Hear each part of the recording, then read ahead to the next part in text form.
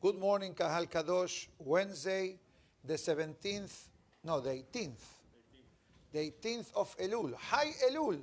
For those who know this important date, I believe in the Hasidic movement, they remember the birthday of the Baal Shem Tov, I believe. Right? No? Today, yes. And the Balatanya, yes. Yes, the 18th of Elul, correct, corresponding to, right, to the 18th of September 2019, the Lighthouse Torah Project live video feed dedicated לעילוי נשמת דבורה פייגה בת שמואל, אורה דבורה בת שמואל, לאה בת יוסף, and אסתר רבקה בת אברהם. Additionally, רפואה שלמה מנחם מנדל בן סרבשה, and Hannah bat Shani. The iTorah.com sponsorship for the שידוכים of נחמדינה בת חנבתיה, אליהו חיים בן אסתר, רחל פנינה בת ג'ני, and Sarah Simcha bat Sophie. And we dedicate the shiur of today לעילוי נשמת מזל בת בהייה עליה השלום. ברוך אתה אדוני אלוהינו מלך העולם שהכל נהיה בדברו. We begin with the Tomer Devorah, trying to catch up to the current date. And it says a very fascinating concept. I'd like to cover two topics today. Number one, humility. I know that sometimes perhaps it sounds a bit repetitive. How many times we have spoken about the topic of humility? But obviously, if it's written in the class of today, it means that there is a lesson for us to learn. So it says, every person must develop in their character trait all the lessons that we have learned from the beginning. But the most fundamental exercise that a person must establish and implement in their life, shehi המפתח לכל, that is the key to everything, anava, humility. Now, what does it mean, humility? Okay, Rabbi, be humble. Okay, what does it mean, be humble? So it says, שלא ימצא בעצמו ערך כלל, אלא יחשוב שהוא כעין. These are very deep words. They're easier to say than to put it into practice. It says, number one, I'm giving you the literal translation, make yourself that you are nothing. Now, what does it mean? So it says, if a person is nothing, so nothing bothers me. You understand what he's trying to say? In other words, why sometimes people get very upset and they get very angry, for example? Because they feel that their ego, for example, was affected. So it says, if that's the reason, so guess what? Be humble. Just don't take anything for granted. Be thankful for everything. You know, if they invited you to a wedding, don't complain why they sat me on that table. I wanted to sit on that table next to all these fellows. Be thankful that the person invited you. This is only a mashal that I'm bringing. And it says that the moment that a person develops a basic concept of humility, and part of this concept refers, Rabbi Moshe Cordovero, is that a person understands that we are nothing. As the Pasuk writes, Benahnu ma. What are we? Benahnu ma. Nahnu ma. Benahnu ma kitalinu alenu. What are we? What are we? We are nothing. What does it mean? You, I am you, and you are me. We are the same. Different bodies, because that's the way Hashem made it. The Gemara writes, like the face looks different, the mind is different, but at the end of the day, we all share the same responsibility, so to speak. What is our mission in this physical world? And I'm not talking about physical life now, but what is my mission in the physical world on the spiritual world? At the end of the day, talking about the Baal Shem Tov earlier, the Baal Shem Tov says that one of the basic missions of a Jew in this world is basically to take the material and convert it into spiritual. In other words, live your life. Do whatever you need to do, as long as it is obviously permissible. But remember to bring God into the picture. Guess what? It's so easy to do that. But in order for us to do that, anava, humility, needs to be activated. Why? Because if I feel too much about myself, don't tell me what to do. Anava means I'm being told what to do, and in a way, I said, you know what? Thank you so much. You saw the reality, the reaction. One guy says, don't tell me what to do. And the other fellow says, thank you so much for letting me know. And he says, why? Because once that's how the person functions, to understand that we are dependent in Hashem, to understand that everything that we have is from Hashem, guess what? Now we're going to be able to activate tolerance, patience, acceptance, happiness, avoiding dramas, avoiding situations which are not pleasant. So it says that there are formulas. I gave this class a few weeks ago, and I think that the topic or the title of the class was The Benefit of Suffering. The benefit of suffering. Right? So now we have chapter 2 of what is the best atonement for the life of the person. So it says, he says it in the following way: I will prescribe to you now. That's the lesson. Terufa.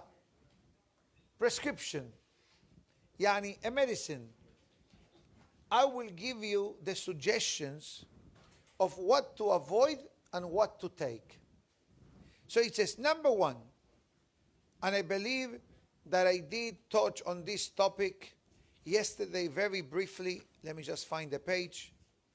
Number one, it says, שירגיל עצמו, that a person should accustom themselves to run away from the kavod. That was mentioned yesterday in the class. Second one, it says that when a person is being praised for something, the person should say, you know, people don't really know who I am. Who am I? That's what we say in the morning prayers, in the korbanot. Right here. Korbanot. The Pasuk writes, after the Akedah, לעולם יהיה אדם, ירא שמיים בסתר כבגלוי, ומודה על האמת. Forever, a person may be a God-fearing Jew at home like he is on the street. Usually a person on the street thinks about others, what people are going to say, what people are going to think about me. You suddenly see everybody super nice guy publicly. But when they come home or in the business or in the office, they take away the mask and they show the real self. God forbid. So it says the mission of the person is le'olam yehe adam. First, you need to be a mensch. You need to be a person, a good person, decent, respectful, respecting others. Yere shamayim, God-fearing Jew. Baseter, at home, privately, kebagalui, umode al ha'emet. And always recognize the truth. Meaning to say, don't try to defend yourselves, or don't try to run away from someone that is giving you a rebuke, which is definitely a mitzvah from the Torah to rebuke people, but we don't activate this mitzvah in our days. According to our holy rabbis, rebuking someone is one of the most challenging commandments to fulfill. Many times people rebuke, and they don't know what they are doing. They don't know the damage that they are doing. And that's why the Torah says, Ocheach tochiach et amitecha. Rebuke, you shall rebuke your fellow men. Amitecha. Rabbi Moshe Cordovero says, you know who is Amitecha? Doesn't mean a Jew. Amitecha means someone like you. In other words, someone that is in your similar spiritual level, and you feel comfortable to know that he will accept the rebuke. But let's say that a very observant fellow goes to a very traditional fellow and rebukes him. What are you doing? What are you doing? What did you achieve? Nothing. And that's why the pasuk says, Ocheach tochiach, twice. Ocheach et atzmecha, ve'achar kach tochiach et ha'acherim. First rebuke yourself, and then perhaps you can say something. But our holy rabbis tell us that this concept of the Torah needs to be done in a very delicate way, has to be done out of love, and cannot be, on the spot. Take the person to the side, speak to the person in a proper way, try to explain to the person. And the Gemara writes also, guess what? Not all the time you should say something. The Gemara says, like there is a mitzvah, כמו שמצווה להגיד דבר שישמע, it's good to say something that will be heard. כך מצווה לא להגיד דבר שלא יישמע. The Gemara says, if you're going to say something and will not be heard, better don't say anything. Why not? Very simple. Because if we say something to someone and the person continues in the old ways or the old habits, so the person now, till today, the person was committing a transgression without knowing. Shogeg. Now that a person knows, it becomes more memezid, more in purpose, and that's a problem. Number 3. Remember a few days ago, I mentioned that many years back, the way of atonement was by fasting excessively. Days and weeks, eating very early in the morning, eating at night, and fasting during the day. I did find the card that I was looking for, but I don't think that I have it with me, but I know exactly what it is. I saw it earlier, I forgot to bring it. So Beli Neder, I'll try to bring it just to share, what was done 400 or 500 years ago. So it says, Mahem Aisurim. He asked, and it says, which is the type of hardship, the best of the world, Shelo yatriduni me'avodat Hashem, that will not distract me from the service of the Almighty. And it says, and what he's going to say now, it's a bit heavy. And I hope, God willing, I will be able to explain what he's trying to say. But I read it in Hebrew first. En haviv vekulu me'elu sheharefuhu bibazuhu bigadefuhu. It says, there is no better atonement like a person that is being shamed and cursed, embarrassed, and the person stays quiet. I know that many people watching and listening are saying, Rabbi, but we know that embarrassing someone is wrong. We know that scorning someone is wrong. We know that shaming someone is wrong. So what is it trying to say? It says, you know why these are the best? Shelo yimne'u mimenu, because these situations does not deprive the person of his power, of his strength, or God forbid through illness, or lack of food, or lack of garments, and the person remains alive and well. Imken, mali leitanot. Why should I fast and then become very physically weak? The opposite. I will try to activate the few suggestions that we heard a few moments ago.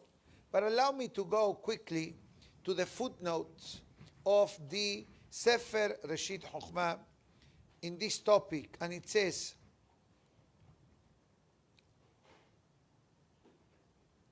here he brings from different sources, from David HaMelech, from Mishle, from Reshit Chokhmah, from Chobat HaLevavot, and many other holy sources. Just one second.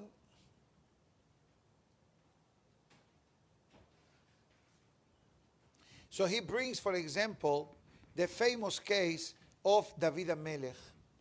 The case of Shimei ben Gera. You remember this? I mentioned this not long ago. That he cursed King David. And one fellow encouraged David to execute Shimei ben Gera. Because Shimei ben Gera committed a crime that the king can execute someone who insults him. And the Pasuk says, Vaykaleleuhu. And he cursed him. He called them all names. And what does David HaMelech says? Don't do anything. Ki Hashem amar lo kalel et David. Umi omar madua asiti ken. It says, David HaMelech, you are concerned that he insulted me. He just delivered to me God's message that I need to improve, that I need to change. And not only that, I'll tell you something.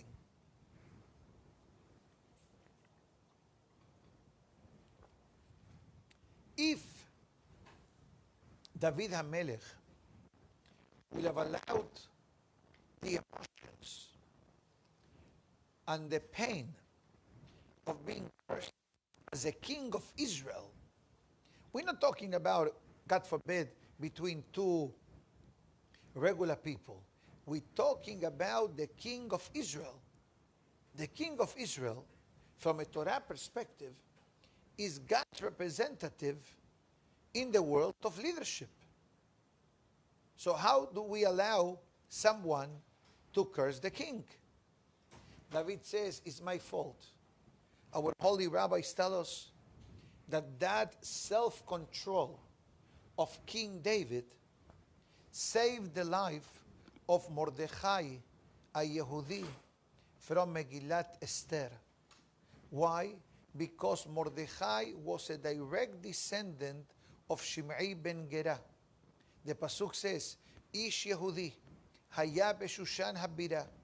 There was a Jew in the city of Shushan, Ushmo Mordechai, ben Yair, ben Shimei, ben Kish, Ish Yemini. Mordechai was a direct descendant of Shimei ben Gera, the fellow that cursed King David. So I ask you a question. What would have been the story of Purim if David HaMelech executes Shimei ben Gera today? Chazaku Baruch. Mordechai Tzaddik would have not been around. Esther HaMalkah probably would have not been around. And guess what? We would have been in a museum. Do you follow? Also, by the way, Mordechai Tzaddik was also a descendant of Shaul HaMelech. And that's why, if you look at the story of Purim, what do we have? We have Shaul and Agag. And we have Mordechai and Haman. Shaul was the Jewish king who lost the kingdom by failing to execute the king of Amalek known as Agag. That night that he spared his life, his wife became pregnant. From that pregnancy, the four fathers of Haman were born. So guess what? Mordechai and Haman is round two of Shemuel and Agag. This one did not finish well. Needs to come the great-grandson of Shaul to finish the unfinished mission of his great-grandfather. Because the Pasuk says, Aman ben Hamikata ha'agagi. Ha'agagi means Agag, the king of Amalek, that because of his not execution, Shaul HaMelech's kingdom was terminated. He lost the kingdom for this reason, So his great-grandson needed to come, Mordechai, and finish the movie with Haman. How Mordechai was born? Because David and Shimei, David and Melech controlled himself. You follow? That's what the explanation, thank you so much. Excuse me? Shaul was... No, Shaul failed to execute the non-Jewish king. There is a mistake from the Torah to remove Amalek. And that's the reason he lost the kingdom. Why? Because the king represents God. If the king openly goes against the Torah, so what is expected from him as a king? That's the big challenge in Israel in the elections today, what's going on. I don't know what's going on. They still counting? We don't know what's going on. But regretfully, some of those running for Knesset seats, they don't like the Jewish people. Many of them are Arabs. And many of them are anti-Jews, anti-Torah, anti-God. Chas v'shalom. So we need to pray. Probably, if they win, okay, prepare your bags. Because Mashiach is coming.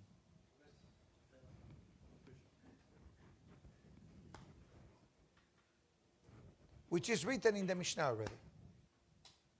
When it's going to be so much anti-Torah and anti-Jews in Israel, is a sign that we are there.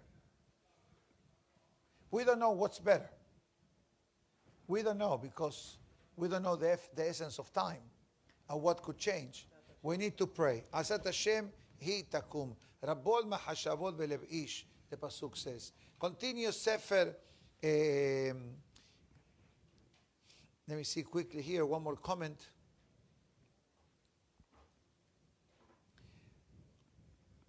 I'm going to say something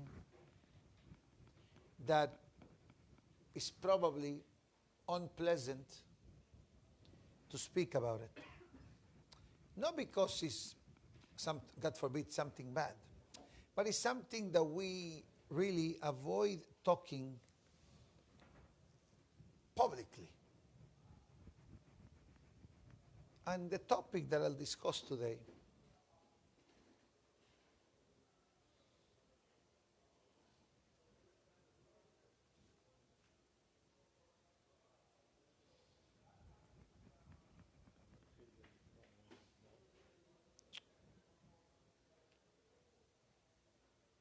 let me try to perhaps not talk about that topic that I wanted to speak about and read better what it says. The title of this topic, God forbid, is death. What is death? We don't know because we are alive. But let's think for a minute, what does it mean? A person comes to the world, a person lives whatever amount of times God gives the person. Some people, when they leave the world unexpectedly, suddenly. And sometimes a person goes through medical, physical challenges, situations.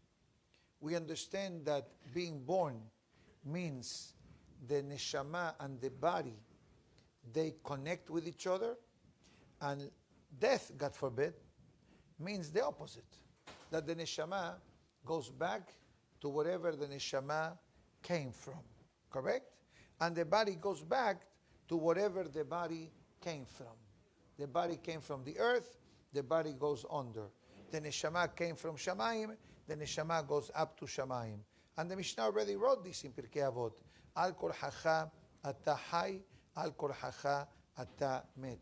In English means a person is born against their will, basically, and a person leaves the world against their will.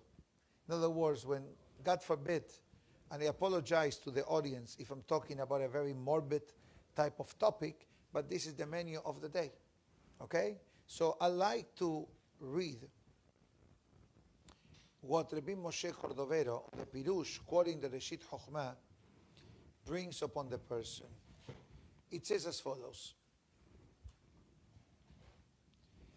It says, quoting the Gemara, there are tikkunim to the person's life, as we mentioned before. And lo aleno velo alechem, God forbid, there is the concept of suffering, isurim. And there is a concept, God forbid, of fasting, or God forbid, fasting literally as a way of life, or even the concept of death, the way the Gemara writes in Masechet Yomah, that when a person leaves the world, that also there is a certain type of atonement. And it says that no one can deny that this last topic that we discuss, kashin la adam le soblam, is very difficult to deal with death. It's very difficult, God forbid, to lose a relative. Behem marim me'od. And no one can deny that they carry a tremendous amount of bitterness to the life of the person. So it says here, on the complete opposite, it says, a person needs to understand that when, God forbid, the body goes through pain and suffering, that also affects the neshama of the person. Why? It says two things, mevatel Torah umevatel tefillah. Because when a person is suffering, God forbid, through life, physically, God forbid, so the Torah learning is not the priority, and prayer neither. Why? Because the person is dealing with their pain and suffering. So that also is not beneficial for the person. But it says that when someone doesn't treat us properly, sometimes when somebody doesn't treat us properly, what is our reaction? Of Hazaku Baruch. We become offended. It bothers us. We put a long face. You know what it says here? You'll be shocked. Rabshit Chochmah. Sheyeda. A person needs to know. She'akadosh Baruch Hu ohavo. That God loves us when we become offended. Bishloach lo isurim kalim. That God sends us a miniature, situation. Kedei letaher avonotav. In order to cleanse our soul. That doesn't mean that the fellow that cursed us or offended us is off the hook. Oh, I'm fulfilling God's mission. Don't be God's mission. Don't be God's executioner. He says that person will also pay the price for causing suffering to another person. Bera'ui. And it says a person must insert in every day of his life the prayer that the Almighty should give us the privilege to be serving Him with humility and accept whatever happens in our life.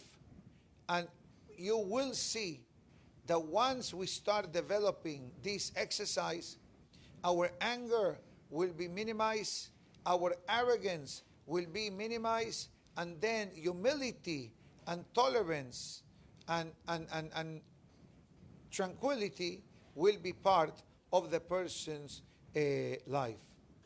Just 1 second.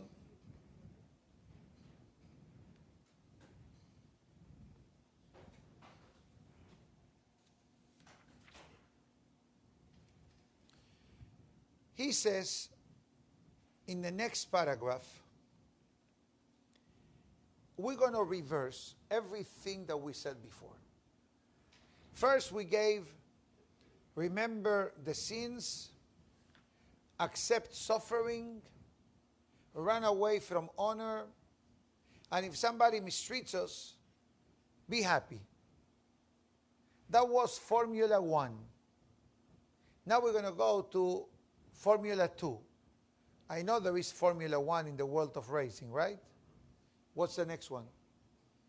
Indy 500? You don't? Indy 500? Okay. I know a lot of things. Beautiful. Don't try this at home or on the street. So now we're going to learn 2 exercises. Beautiful. No pain, no suffering, no fasting, no death.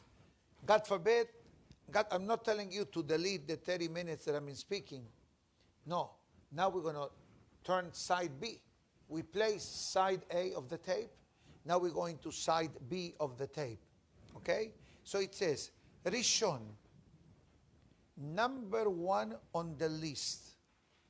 Let's say that I said, students, take a pen and paper. I'm going to give you homework. Homework. That's the homework today. It says, number 1 on your list, Lechabed hanivraim kulam.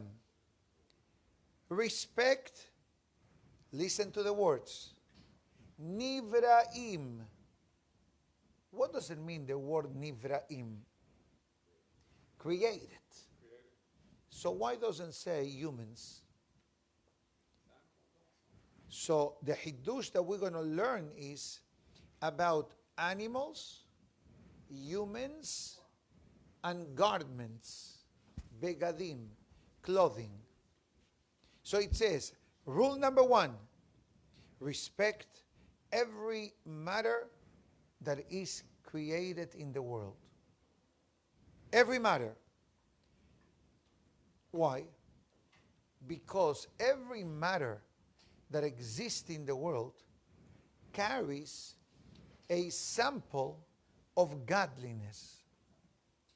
Because if that godliness will be gone, that matter will not be able to function. That animal will not be able to move. That human will not be able to be alive. That clothing will not be able to take care of our bodies. And it says, Hanivraim kulam. Rabbi Moshe Cordovero made certain takanot. One of the takanot, number 7, Shelo yedaber genai al shum adam al filu shum beria ubehema.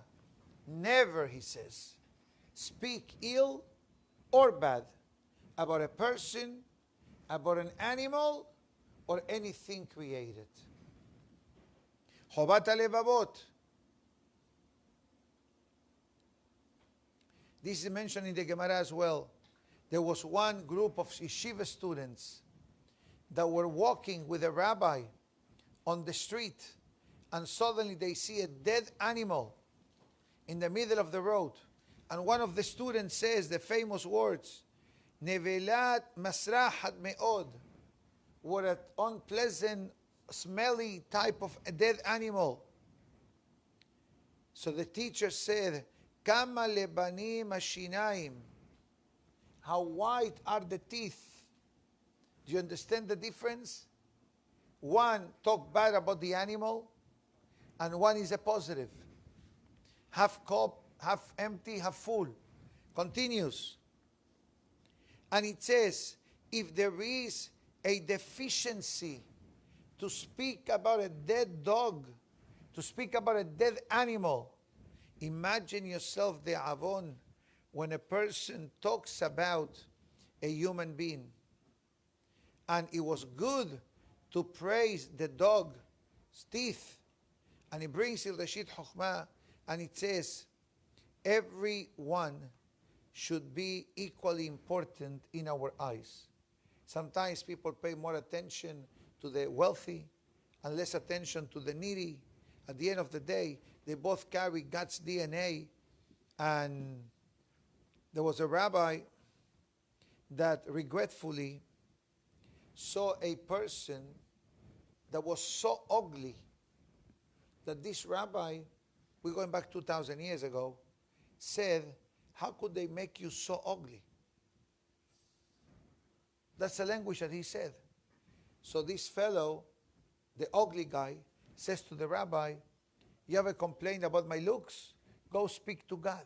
He made me this way. I was born this way. Well, the Bil Azar realized the foolish mistake that he made. He started to cry. And he accepted upon himself any kind of liability because of embarrassing and hurting someone's feelings. The fellow came to the rabbi and he says, Rabbi, I already forgave you. I already forgave you. So it says, all the creations that are existing in the world, imagine yourself, you are a designer. You're an artistic designer. And you made a fine piece of jewelry. Or you made a beautiful chandelier. And then somebody comes and he sees this item and sarcastically says, did you buy that in Craigslist? Did you buy it in eBay? How do you think it affects the spirit of the maker of this beautiful item? Insulted. Will kill the guy. So it says, Kama yagia me'aka'as, how much anger this craftsman will experience by listening how people are belittling and mistreating the hard labor of his hands. And it says one more, Yargil Adam Atzmo, the person should train themselves to always insert love of people, even for those that they can use a spiritual boost of energy. Love them. And it says the essence of the person is good. Covering the blemishes and not concentrating in the negative, but actually in the goodness that every person has. Or, for example, the garments that a person wears, or the help that a person does. If God gave them life, and that's how he finishes today's chapter, if God gave them life, it means that God has a plan for them. If God has a plan for them, it means that God believes in them, and God loves them. And if that's the case, how can I hate them? You follow the reasoning?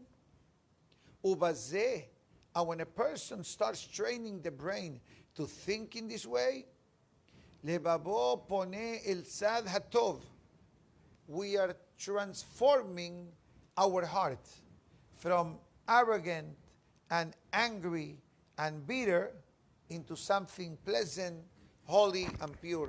Umargil atzmo lahshov bechol hamidot hatovot. And this is the baby step that a person enables the person to start reversing their personality into a good way. Question not related to this today. Time allowing, I will talk. Now, let's read with your permission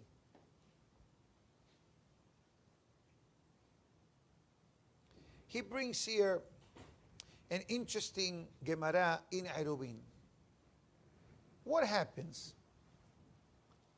I bring an example. What happens if a non-observant fellow wants to bring a sacrifice to the Bet HaMikdash in Jerusalem? Do we accept it or not? The Gemara says yes. Why? Because if you're not going to accept it, for sure he's not coming back. And the fact that he came to the Bet HaMikdash, it means that there is something alive in the neshama of the person. And that's what the Gemara says. Mekabelim mi posh'ei Israel, shemiyarchiku otam lahadre bitshuva. And that's what the Balatania writes also. Chapter 32. Today is the birthday of the Balatania, as I mentioned before. Chapter 37 of Shevet Musar. And it says that a person cannot ignore the heart. The heart is the foundation of emotions, of the life of the person. Think positively And it says one more in Divrei Haim, it says,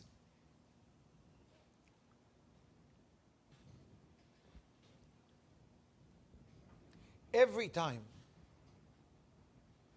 a person commits an avon, it's like hamavdil, someone who has an addiction, whatever that means, goes back and does and drinks 1 cup of wine, or goes back and gambles. What happens when a person commits a sin? So listen to what it says. Every time we commit a sin, it's like we're breaking something and we're taking a step back. But the gift of teshuvah, it says, we roll back the movie. You understand what I'm trying to say?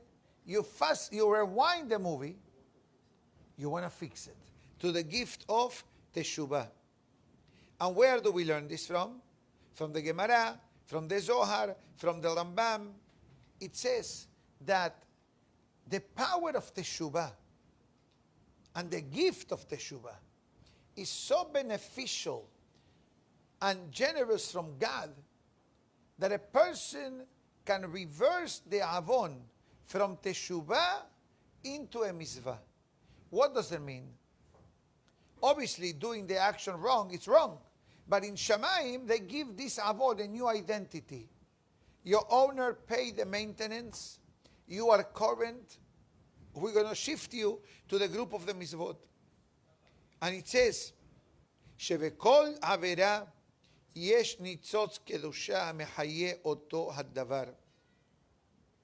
It says the Zohar in Perashat Yitro, and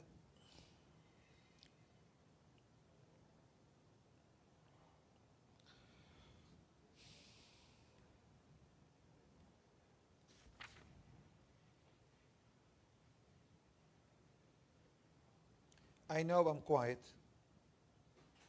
which is not my style. Okay. Too deep. If this was deep, what's coming is even deeper. But I put it in plain English. I think, God willing, we should be able to understand. It says, Rabbi Moshe Cordovero, every time a Jew does something, it creates a spark of godliness for good, or God forbid, the opposite. Let's say I gave charity during prayer today. I created a great thing. I answered Amen before. We are learning Torah. I said a beracha. All that is beautiful. It's like you're making direct deposits into your bank account. Mazel tov. And averot is the opposite. Reverse the deposit. The check bounce. Check bounce. So it says in Moshe Cordovero that any time a Jew is involved in something, it brings a spark of holiness. The Baal Shem Tov speaks about this topic known as Birur HaNitzotzot, the purification of the sparks. There are many stories through Hasidic masters that Hasidim spend the holiday with their Hachamim. The fact that many people go to Uman this year or every year, that's new fashion. Going to Tzaddikim for Rosh Hashanah is an ancient Hasidic custom. Sephardic tradition is not really in favor of that. Of course. Now, that many Sephardic people go, that's their decision. Nobody's forcing them to go. They want to go because they feel a certain sense of spiritual growth when they go and pray with 60,000, 50,000 Jewish people. But that's where the Irat Shamayim of the person comes into play. Many people go there for fun. Or they need a break from their home. God forbid. Haz v'shalom. Haz v'shalom. No, I'm kidding.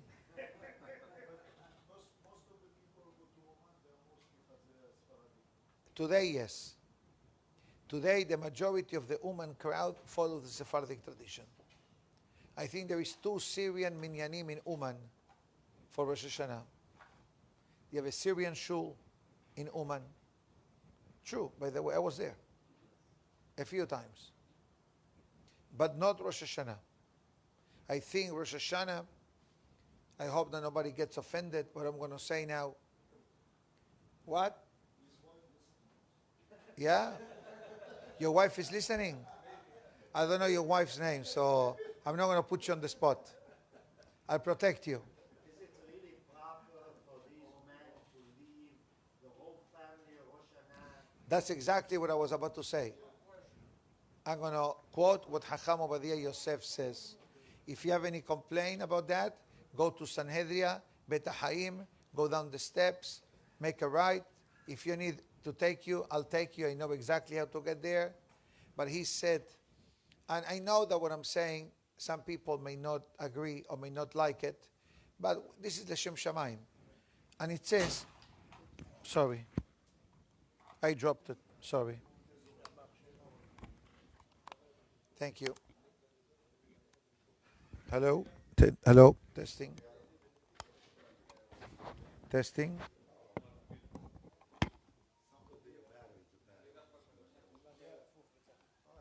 Yeah, no, they're upside down. Sorry.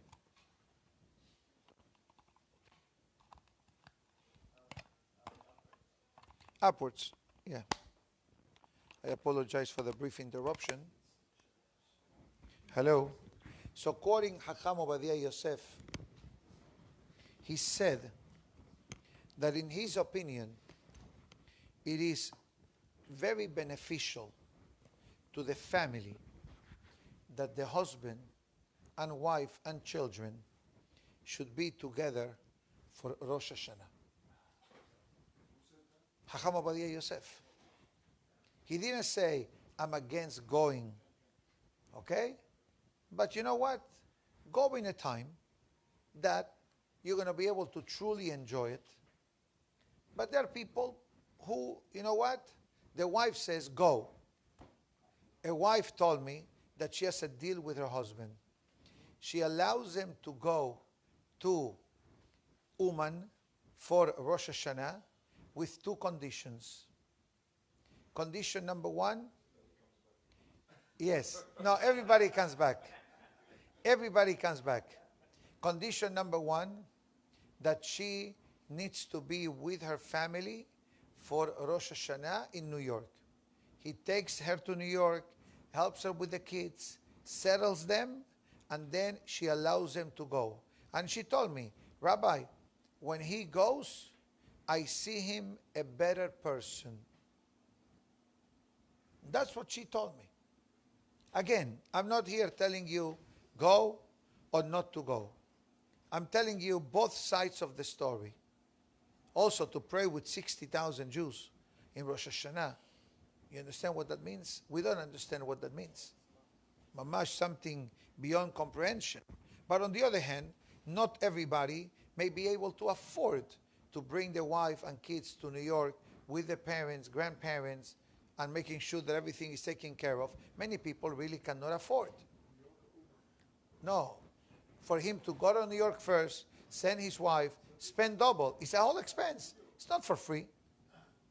Even when you go to Uman, you got to pay the ticket, food, room, and board. Thank God it's very well organized and very affordable. But Hacham Obadiah Yosef says, what are we teaching your children for Rosh Hashanah? That the father is missing in action? Again, I'm not telling you to cancel your ticket. God forbid. I'm just sharing what says in the holy books. But does it stay all the whole year to be a good person, or just a couple? Rabbi Nachman of Breslev said that the Rosh Hashanah has the influence on the entire year. Again, it's a matter of belief. It's a matter of understanding the reality. Maybe a single person goes. A married person doesn't. A community rabbi cannot. I cannot.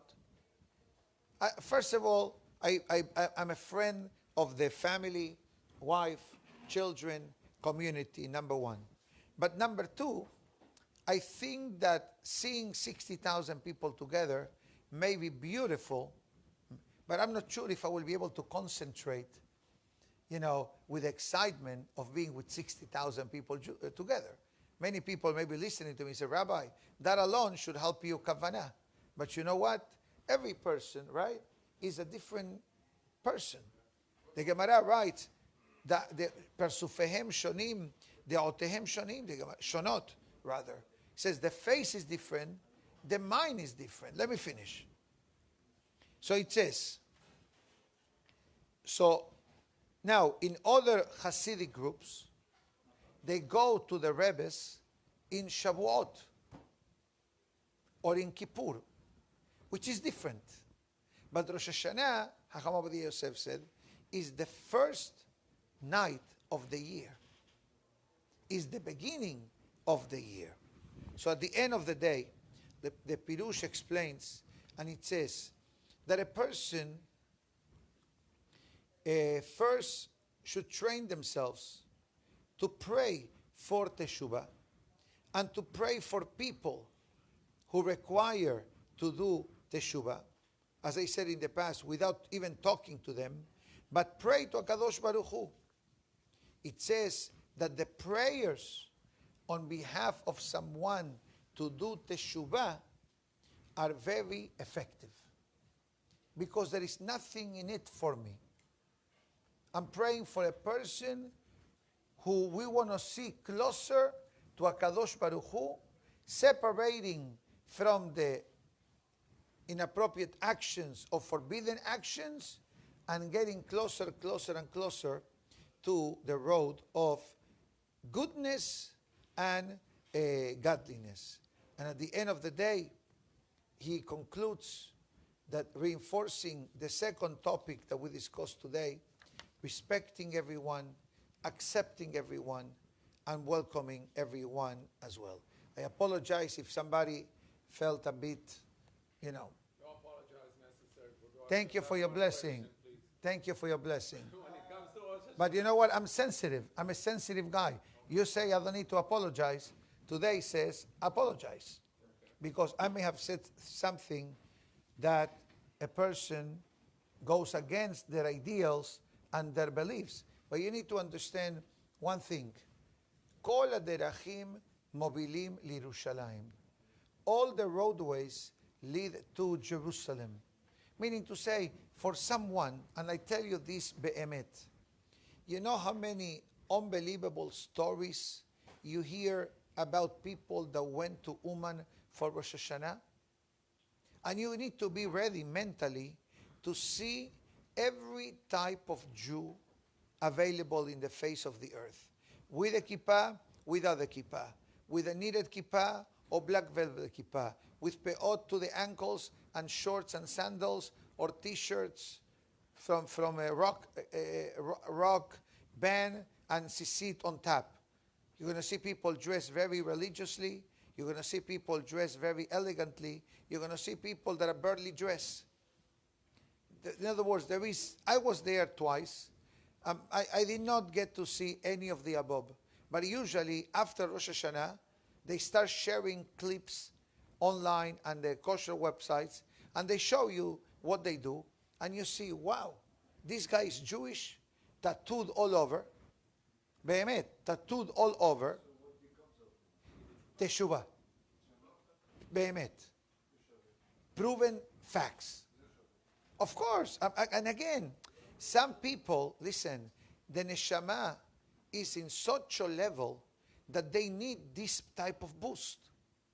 Being together with 60,000 men, praying and singing and dancing. Again, you see the videos and he says, wow, I wish I'm there. Because mamash is something not common, something not normal. But the stories after of people becoming inspired and people doing teshuvah, every time. It's not a hidush. Plenty of them. Although you said that when it comes to Rosh Hashanah, when you come to Rosh Hashanah, it can change your mazal Rosh Hashanah. But No, it can. It will. Because Rosh Hashanah is the first day of the year. okay, although, but isn't everything based on the prior year of what you did as to what you're going to be getting the next year? Only when it comes to deposits. Only when it comes to good things. But we need to keep an eye on the other account also. Isn't Hashem looking at our account this previous year? It all depends. Sadikim, Benonim, Reshaim, Teshuvah Meir'ah, Teshuvah Me'ahava, Sigufim, Isurim. Translation. How does Hashem decide what we're going to get? Thank God we are not God, and God gives you X, and God gives him Z, and for him he gives him a C. This is an istarot la Hashem Elokeinu. We don't understand how the accounting of God functions. How do we change our mazal for next year? Be nice, be respectful, be proper, be happy. You know what the Ben Ish Chai says? First law of Rosh Hashanah, lo ichas, afilu belibo kelal, ki gadol hayom ladonenu. It says the Ben Ish Chai, when you come home, I skip the first sentence. The Ben Ish Chai says, when you come home from the synagogue the night of Rosh Hashanah, greet everyone with best wishes. And don't make a comment. Don't be upset. Don't be disappointed even in your heart. Because what happens in the night of Rosh Hashanah has the influence for the entire year. Look in the Ben Ish Chai, Perashat Nisavim. I believe that's where it comes from. So you want to change your mazal? I already gave you the full formula. That's it. Is it easy? No, but we need to try. You know, if a person says, oh, it's too difficult, you know, you're not going to make it. You say, you know what, I'm going to try. I can do it. Make the ishtadlut, chazak u'baruch. Put the effort. Recognize the need to change. Put the effort and let God take care of the rest. I don't see you to be malnourished or deprived or underprivileged. Baruch Hashem, we have plenty of blessings. All of us. All of us. Baruch Hashem. Beseder, my good friends. Have a great day, everybody. Let's say Kaddish and Ashkava afterwards. Baruch Adonai Le'olam. Amen be'amen. Rabbi Hananiah ben Akashia Omer. רצה הקדוש ברוך הוא לזכות את ישראל לפיכך הרבה להן תורה מצוות שנאמר אדוני חפש למען צדקו יגדיל תורה וידיר יתגדל ויתקדש שמי רבה בעלמא יברך אלוהותה וימליך מלכותה ישמח פורקנה ויקרא משיחם בחייכון וביומכון ובחיי כל בית ישראל בעגלה ובזמן קריב באמרו אמן יהא שמי רבה מברך לעלם ולעולמי עלמיה יתברך, ישתבח, יתפאר, ויתרומם, ויתנשא, ויתגדל.